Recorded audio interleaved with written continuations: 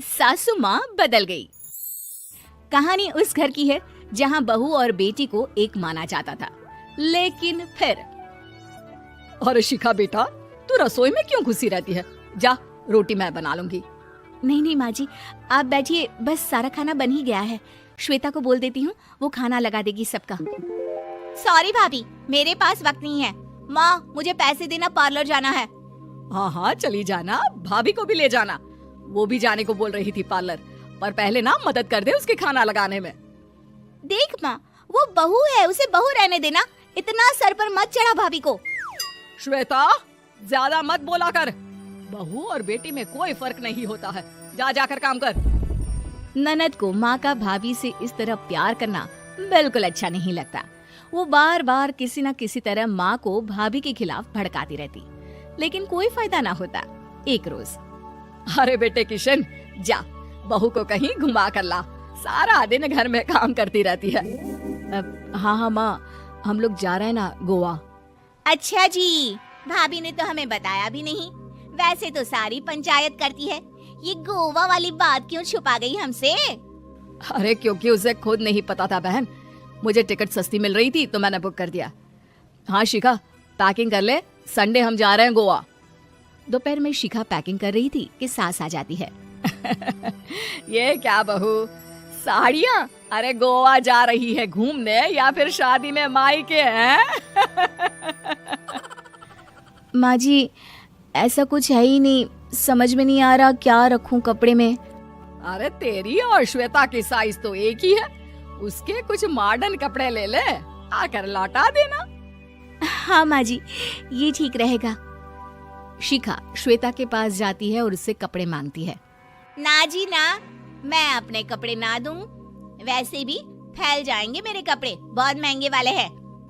शिखा मुंह लटकाकर कमरे में आ जाती है तो सास कहती है, चल तैयार हो जा, तुझे मैं शॉपिंग करा कर लाती हूँ गोवा की।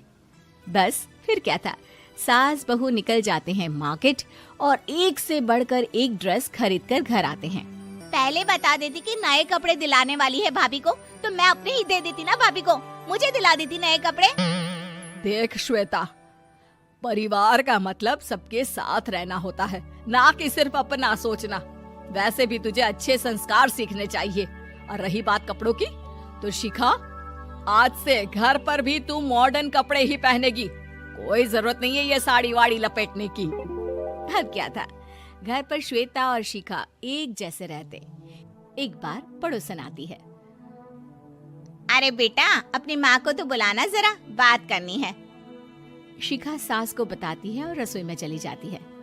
ये आपकी बेटी बहुत बड़ी हो गई है, इसके लिए एक रिश्ता है, कहो तो बता दूं। ये बेटी नहीं बहू है, घर में सब एक जैसा ही रहता है। वैसे मेरी बेटी भी बड़ी हो गई है, कोई रिश्ता हो तो जरूर बताना। पड़ोसन रिश्ता लेकर उन लोगों के घर आती है। तब श्वेता की होने वाली सास कहती है, तो ये घर है, कितने मंजिल का है? और ये बहू ने आपकी क्या पहन रखा है, जीन्स टॉप? अरे भाई, साड़ी वाड़ी नहीं है क्या इसके पास? देखिए, सर्दी है तो साड़ी में बहू कैसे मैनेज करती? वैसे पहनती है साड़ी भी। देखिए, हम लोग ठहरे पैसे वाले लोग, कोई कमी नहीं है हम लोगों के पास पैसों की, बहुत पैसे हैं, जमीन, नौकर, चाकर, कार, सब कुछ है, लेकिन घर में संस्कारी बहू चाहिए। समझ रही है ना आप?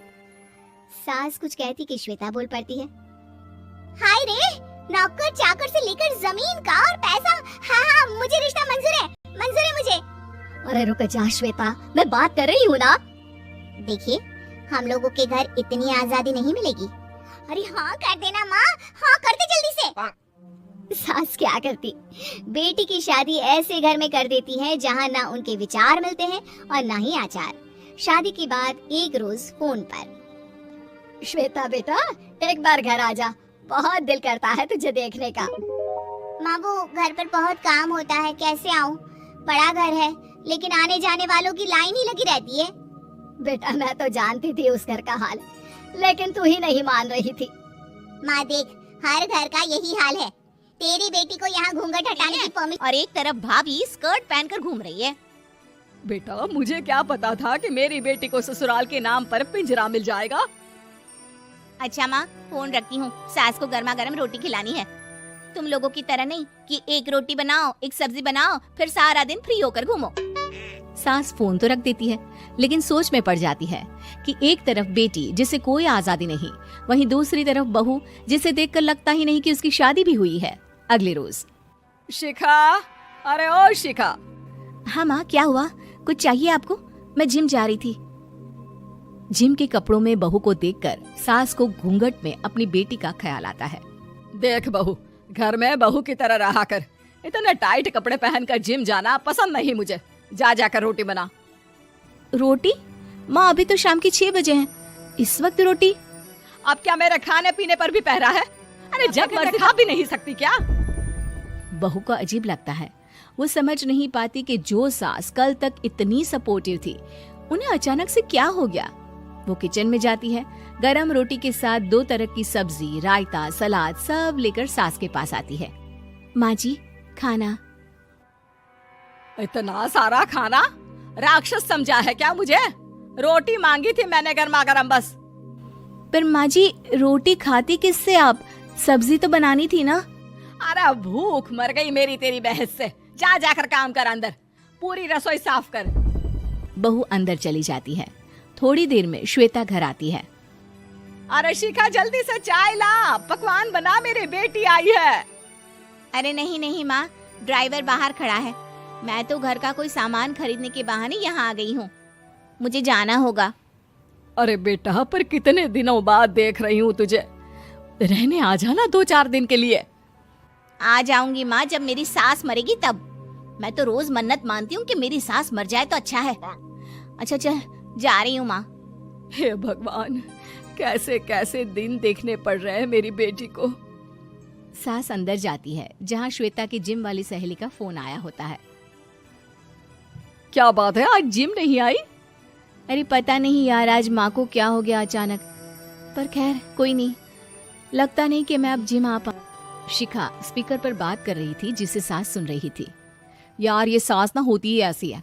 मैं तो कहती हूँ बुढ़िया जल्दी मरे और तू आराम से जिए। शिखा को सहेली की बात पर गुस्सा आ जाता है। माँ के मरने की कौन सा बच्चा दुआ मांगता है मोहिनी? आगे से ऐसी बात मेरे सामने मत करना। हमारे घर की शोभा ही माँ है। क्या हुआ जो थोड़ी शक्ति दिखा रही है? उसमें भी कोई ना कोई उनकी भलाई ही होगी। मैं तो कहती हूँ भगवान मेरे जैसी सास सबको दे, जो सिर्फ माँ की तरह है। सास वाली तो कोई बात ही नहीं है उनमें। सास ये बात सुन रही थी। उनकी आंख में आंसू आ जाते हैं कि क्यों वो बेटी की किस्मत में बहू को भी भागीदार बना रही थी। शिखा, अरे ओ शिखा, क्या हो गया? जिम नहीं जाना क्या?